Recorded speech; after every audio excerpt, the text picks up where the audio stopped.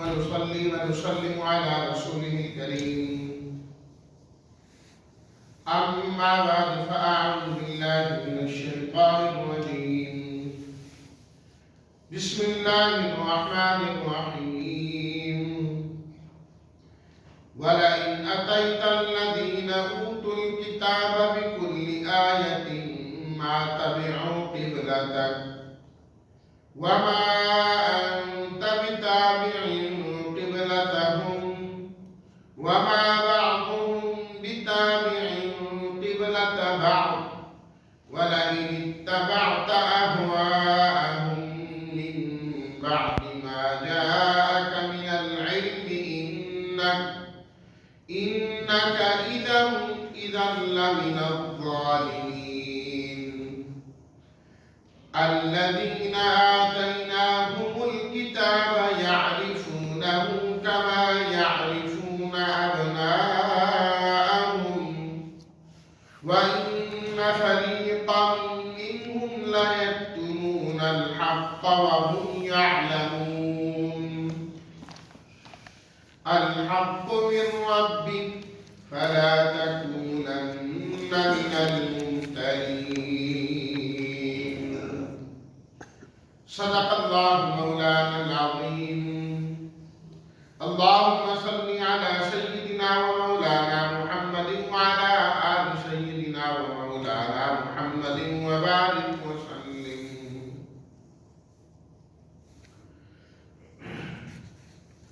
ولئن واو الگ ہے، اس کا معنی ہے اور، لام البتہ، ان اگر، اتیتا آپ لائے، کل آیا تمام آیات، ہر قسم کی دلیلیں،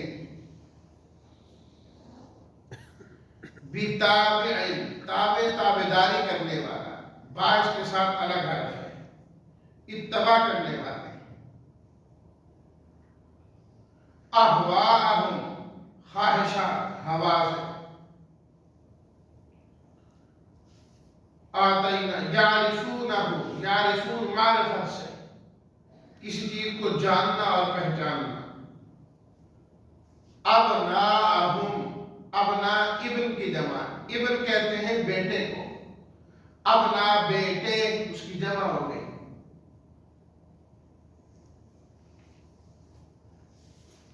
الممترین فلا تکونن من الممترین، ممتر شک میں پڑے ہوئے، شکوک میں مبتلا ہے۔ اب ترجمہ، وَلَئِنْ أَتَيْتَ الَّذِينَ أُوتُوا الْكِتَابَ، اور اگر لے کر آئے آپ ان لوگوں کے پاس جن کو کتاب دی گئی ہر قسم کی دلیل،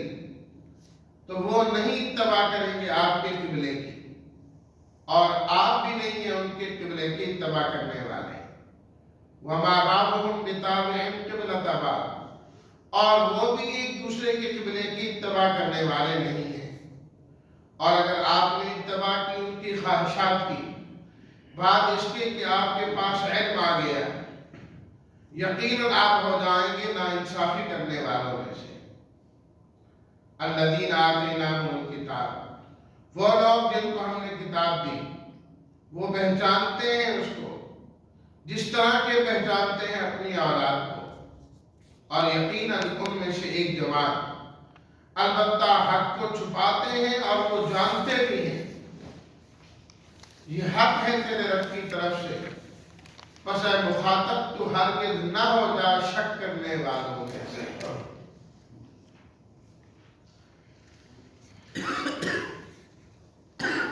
ان آیات کے اندر اہل کتاب کے لیے زجر ہے، اور اس بات کو واضح کیا گیا کہ یہ جو اہل کتاب ہیں یہ قبلے کے اس معاملے میں ضد اور عناد پر اڑے ہوئے ہیں، اس کے علاوہ اور کچھ بھی نہیں، اور ضد ایک ایسی چیز ہے جس کا حل ہی کوئی نہیں، کہ ضد پر ایک آدمی اتر آئے، اسے ایک نہیں 101 دلائل بھی دیے جائیں تو ماننے کو تیاری نہیں ہوتا. اس کی سوئی جہاں اڑی ہے وہیں کی وہیں اڑی رہے. یہی مسئلہ اہل کتاب کا تھا. نبی کریم صلی اللہ علیہ وسلم کی چاہت یہ تھی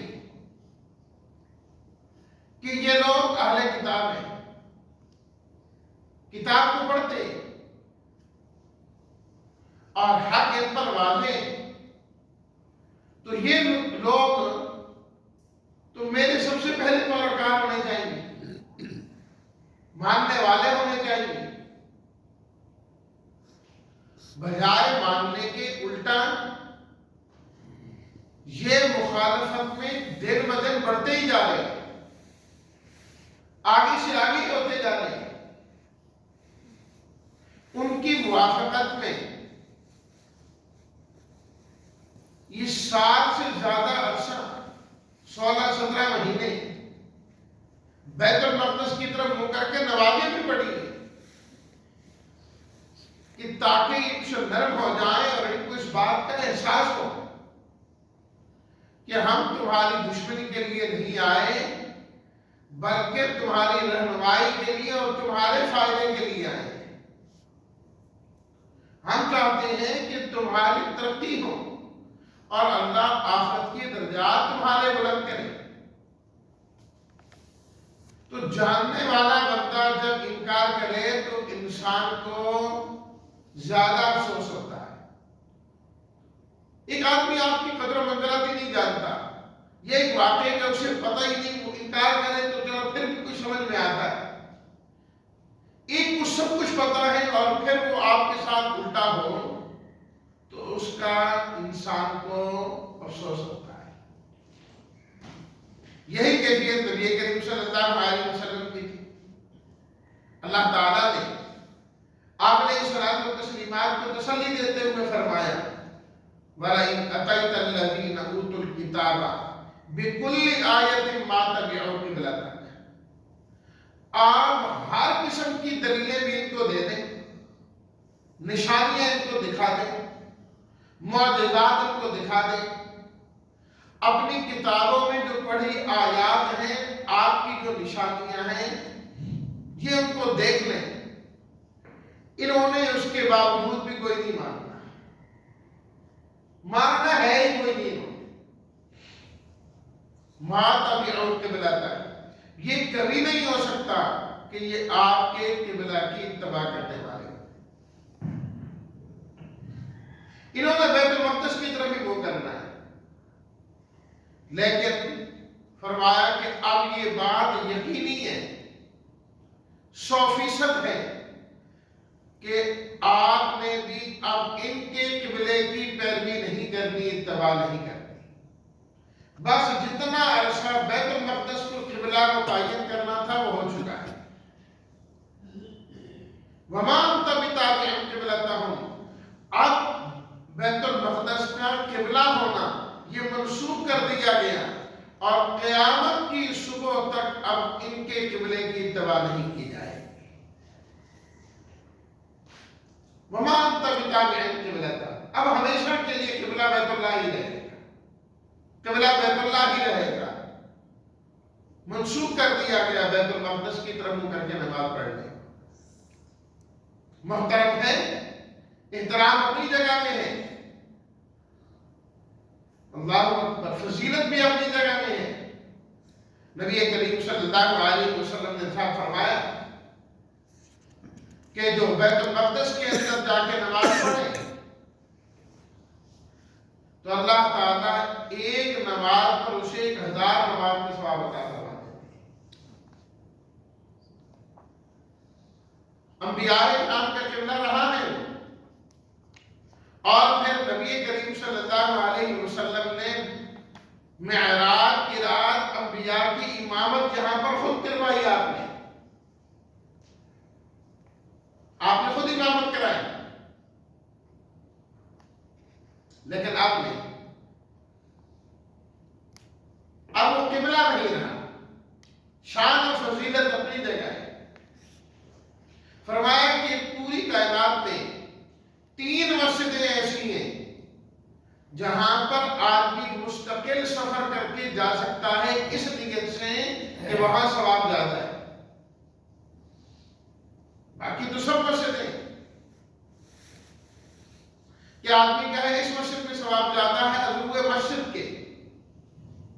اور وجوہات کو الگ ہے کہ یہ مسجد ہے اس میں نمازی زیادہ ہے تو اللہ کے نیک لوگ بھی زیادہ ہوں گے اس لیے جانوں ایک الگ بات ہے کہ مسجد اس مسجد کا ثواب زیادہ ہے۔ فرمایا وہ پوری روئے زمین پر 3 مسجدیں، مسجد اقصی یعنی بیت المقدس، مسجد نبوی اور مسجد الحرام۔ یہ 3 مسجدیں سب سے اہم ترین مسجدیں، اگرچہ اس وقت مسلمانوں کی شومی قسمت کہ بیت المقدس تک ہم مسلمان نہیں پہنچ سکتے، نہیں جا سکتے، وہاں پر لوگوں کا ایک قسم کا قبضہ ہے، لیکن فرمایا کہ وَمَا أَنْتَ بِتَابِعٍ قِبْلَتَهُمْ، اب آپ ان کے قبلے کی اتباع کبھی نہیں کریں، ختم ہو گیا، قبلہ ہونا ختم ہو گیا۔ وَمَا بَعْضُهُمْ بِتَابِعٍ قِبْلَةَ بَعْضٍ، یہ لوگ آپ کے قبلے کی مخالفت کرتے ہیں، متفقی آپس میں بھی کوئی نہیں ہے۔ بظاہر یہ لگتا ہے نا کہ وہ یہود و نصارہ اور وہ لوگ اکٹھے ہیں، آپس میں جمع ہیں، جمع ہو کے مسلمانوں کی مخالفت کر رہے ہیں کہ مسلمان ایک طرف ہے اور وہ ایک طرف ہے۔ فرمایا یہ ان کی ظاہری شکلیں۔ سورہ حشر میں اللہ تعالیٰ نے فرمایا تحسبهم جميعا وقلوبهم شتى،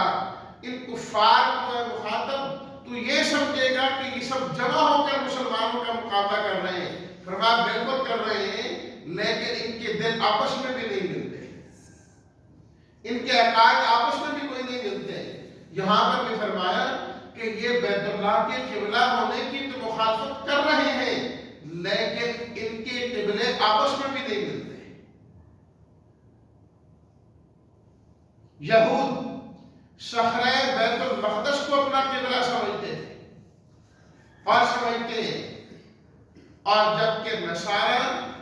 مشرق کو، اسی کا جو مشرقی حصہ ہے اس کو جو ہے نا وہ سمجھتے ہیں اپنا قبلہ۔ فرمایا پہلے آپس میں تو اتفاق کریں نا کہ قبلہ کیا ہے، پھر مسلمانوں کی مخالفت کرے۔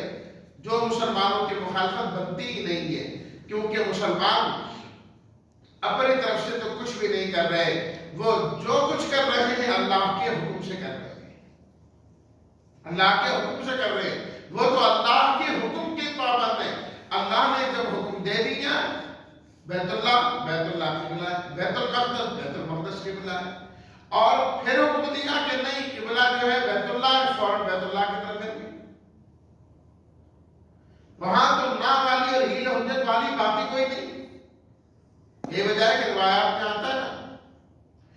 کہ نبی کریم صلی اللہ علیہ وسلم پر جب یہ آیات نازل ہوئی تحویل قبلہ کی کہ اب بیت المقدس کے بجائے بیت اللہ قبلہ ہو گیا، آپ علیہ السلام و تسلیمات نے نماز پڑھائی اور بیت اللہ کی طرف منہ کر کے نماز پڑھائی۔ عصر یا ظہر کی نماز کی دونوں روایات آتی۔ ایک شخص یہاں سے نماز پڑھ کے گیا، بنو سلمہ کی مسجد میں ابھی نماز ہو رہی تھی، اس نے وہیں سے آواز دی بھئی تم بیت المقدس کی طرف اتر کے نماز پڑھ رہے ہیں، قبلہ بدل گیا ہے، بیت اللہ کو دوبارہ قبلہ بنا دیا گیا ہے، میں خود اللہ کے نبی کے ساتھ نماز پڑھ کے آ رہا ہوں اور ہم نے نماز پڑھی ہے بیت اللہ کی طرف منہ کر کے۔ اللہ اکبر، قربان جائیے کہ وہ لوگ کھڑے کھڑے نماز کے اندر ہی انہوں نے اپنے رخ کو تبدیل کر دیا،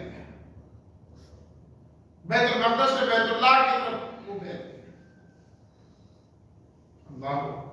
اس طرح ماننے والا جسے آج مسجد القبلتین کہا جاتا ہے، مسجد قبلتین، یہ اصل میں بنو سلمہ کی مسجد تھی، اور تحویل قبلہ کی یہ خبر اہل قباء کے پاس اگلے دن فجر کی نماز میں پہنچی۔ بھئی اس زمانے میں میڈیا کا دور تو نہیں تھا نا، یا فون کا دور کہ ایک بات آئے تو سب کو فوراً پہنچا دی جائے۔ اگلے دن جب فجر کی نماز ہو رہی تھی تو یہ خبر ان کو وہاں پر پہنچی، روایات میں ثابت ہے قباء میں نماز پڑھنے والے بھی اسی طریقے سے بدل گئے تھے۔ مشہور تو مسجد کی بلاتا ہے نا کہ اس میں یہ واقعہ ہوا، یہ واقعہ مسجد قباء میں بھی ہوا، وہاں پر بھی اسی طریقے سے نماز کے اندر ہی گھوم گئے۔ تو مسلمان تو اللہ کے حکم کی پیروی کرنے والے ہیں، وہ تو ماننے والے ہیں، اللہ کا جو حکم آ جائے اس کے مطابق، اور ان کا جو دین ہے وہ تو خواہشات کا مجموعہ ہے، اپنی تمناؤں کا مجموعہ ہے، جو دل میں آئے، جو چاہت میں آئے، جو خواہش میں آئے وہ کرنا ہے۔ اور مسلمان کا دین کیا ہے؟ جو اللہ کا حکم ہو وہ کرنا ہے۔ اس لیے اللہ تعالیٰ نے فرمایا وَلَئِنِ اتَّبَعْتَ أَهْوَاءَهُمْ،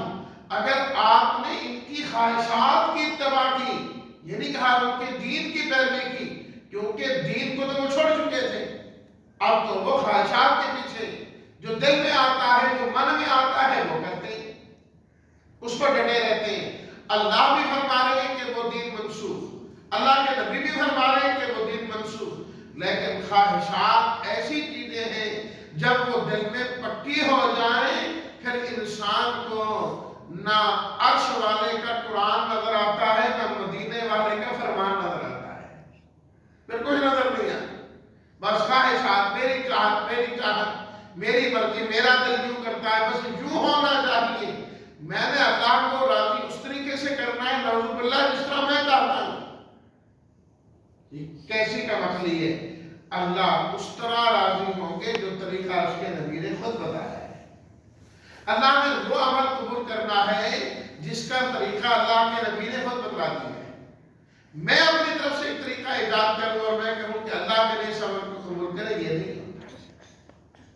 اور بلکہ اللہ تعالیٰ نے بڑے سخت الفاظ استعمال کیے اس آیت میں، تو امت کو سنانا مقصد ہے۔ فرمایا اگر آپ نے ان کی خواہشات کی اتباع کی، من بعد ما جاءک من العلم، آپ کے پاس علم آ جانے کے باوجود، قرآن آنے کے باوجود ان کی خواہشات کے پیچھے آپ چلے، انک اذا لمن الظالمین، تو اس وقت آپ ظلم کرنے والوں اور ناانصافی کرنے والوں میں شامل ہو جائیں۔ جس طرح اللہ نے شرک کے بارے میں فرمایا نا کہ جو شرک کرنے والا ہے وہ ظالم ہے، کفر کرنے والا، والکافرون هم الظالمون، کافر ظالم ہے، مشرک بھی ظالم ہے، ان الشرک لظلم عظیم۔ فرمایا کہ جو اہل کتاب کی خواہشات کی پیروی کرے گا، انک اذا لمن الظالمین، وہ بھی ظالم ہے، وہ بھی ظالم ہے۔ آج شرک کرنے کو تو مسلمان ظلم سمجھتے ہیں، اگرچہ بہت سارے مسلمان مبتلا بھی ہو جاتے ہیں، لیکن پوری امت مسلمہ کو اگر دیکھا جائے مجموعی طور پر، چاہے عجم والے ہو چاہے عرب والے ہو، ناج تو اہل کتاب یعنی یہود و نصارہ کی انگلیوں پر ہی رہے، ان کی چاہتوں پر، ان کی خواہشوں کو پورا کر رہے ہیں۔ تو اللہ تعالیٰ نے پہلے فرما دیا انک اذا لمن الظالمین، جو ان کے پیچھے چلے گا کہ وہ ظالم ہوگا تو ظالم ہوگا۔ آج ان کا عقیدہ تو ہم نے نہیں اپنایا، لیکن باقی سب کچھ ہم نے ان کا لیا ہے، ان کافروں کا لیا ہے، رہن سہن ہم نے ان کا لیا، طور طریقہ ان کا لیا، تہذیب ان کے لیے، اور تو اور ہم اپنے مکانوں کے ڈیزائن اور گلیوں کی شکلیں اور اپنا لباس اور اپنی شکلیں بھی ان کی شکلوں کے مطابق بناتے ہیں، ایک ایک چیز ان کی دیکھ کے ہم لیتے ہیں۔ اللہ اکبر۔ اور نوبت بڑھی جا رہی، آج تو نوبت یہاں تک پہنچی ہے کہ ہم اپنی داڑیاں بھی رکھتے ہیں تو ان کی شکلوں کے مطابق رکھتے ہیں۔ عجیب عجیب آپ کے حیران ہوتا ہے جو لوگوں نے داڑیاں رکھی، کسی نے ادھر سے کٹوائی، ادھر سے رکھی، یوں کی ہوا، یوں کیے ہوا، لا حول ولا قوت۔ یہ تو داڑھی کی بھی توہین ہو رہی ہے، داڑھی کی بھی توہین ہو رہی ہے، یا بالکل چھوٹی، یا بالکل جو ہے نا اتنی زیادہ اور بڑے عجیب و غریب ڈیزائن سے، ایک تو فطرتی طور پر آنا، وہ تو ایک الگ بات ہے۔ لا حول ولا قوت الا باللہ۔ اللہ تعالیٰ نے قرآن مجید میں بار بار آج مسلمان اسی کو بار بار کرتا ہے، اسی کو بار بار کرتا ہے۔ الذین آتیناہم الکتاب، فرمایا جس طرح ان لوگوں کو آپ کے قبلے سے ضد ہے، اسی طریقے سے نبی کریم صلی اللہ علیہ وسلم سے بھی ضد ہے۔ فرمایا کہ جن کو ہم نے کتاب دی وہ اس قبلے کو اور نبی کریم صلی اللہ علیہ وسلم کو اس طرح پہچانتے ہیں جس طرح اپنی اولاد کو پہچانتے ہیں، کہ ماں کی گود میں جو بیٹا ہوتا ہے، ماں کو یہ پہچاننے میں کہ یہ میرا بیٹا ہے، یہ کسی اور کا ہے، پہچاننے میں کوئی شبہ نہیں ہوتا۔ فرمایا اسی طریقے سے ان کو اس بات میں کوئی شبہ نہیں کہ تحویل قبلے کا مسئلہ بھی برحق ہے اور نبی کریم صلی اللہ علیہ وسلم کی رسالت بھی برحق ہے۔ اور بلکہ حضرت عبداللہ بن سلام رضی اللہ تعالی عنہ کے متعلق جو اہل کتاب میں سے مسلمان ہوئے تھے، وہ فرمایا کرتے تھے میں اپنی اولاد کے بارے میں یقین کے ساتھ، بلکہ اپنے سب کے بارے میں کہتے تھے کہ ہم جو اہل کتاب ہے، یہودی ہیں یا تھے، ہم اپنی اولاد کے بارے میں تو یقینی یہ نہیں کہہ سکتے کہ یہ ہماری ہے، پتہ نہیں بیویوں نے خیانت نہ کر لی ہو، لیکن نبی کریم صلی اللہ علیہ وسلم کے متعلق ہمیں کوئی شبہ نہیں، آپ کے نبی برحق ہونے میں ہمیں 100% یقین ہے۔ لیکن وَإِنَّ فَرِيقًا مِّنْهُمْ لَيَكْتُمُونَ الْحَقَّ، فرمایا کہ ایک جماعت ان کی حق کو چھپاتی ہے اور جان بوجھ کر چھپاتی ہے۔ الحق من ربک، فرمایا حق آپ کے رب کی طرف سے آگے ہے۔ فَلَا تَكُونَنَّ مِنَ الْمُمْتَرِينَ، انکار کرنا تو دور کی بات ہے، اب اس میں شک کرنے کی بھی اجازت نہیں، شک کرنے کی بھی گنجائش نہیں۔ وَالْحَقُّ أَحَقُّ أَن يُتَّبَعَ،